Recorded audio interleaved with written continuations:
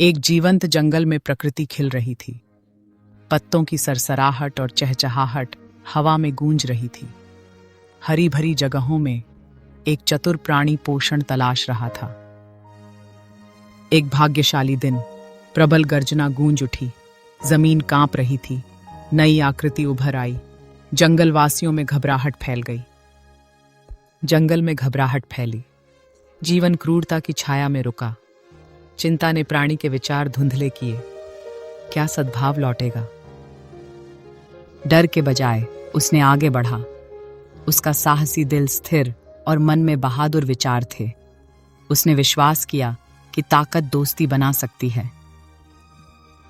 महान पशु ने उसके शब्दों को भयावह गर्जना से खारिज किया। फिर भी उसने बिना रुके दया की शक्ति दिखाने अपनी खोज शुरू की। दिन ब दिन वह बिल आती रही। पोषण उसके बंधनों के बाहर जादू की तरह प्रकट हुआ। लेकिन क्या यह सच में उसका खेल था? समय के साथ शेर के भीतर जिज्ञासा बढ़ी। उसने छोड़े उपहारों का स्वाद लिया जो मित्रता दर्शाते थे। निर्भरता बढ़ने से शिकार का रोमांच कम हुआ। अकेले शिकार करना बेरंग था और साथी की अधिक लालसा जगी। अंततः क्षण आया। शक्तिशाली ने उसकी गहरी कृतज्ञता स्वीकार की।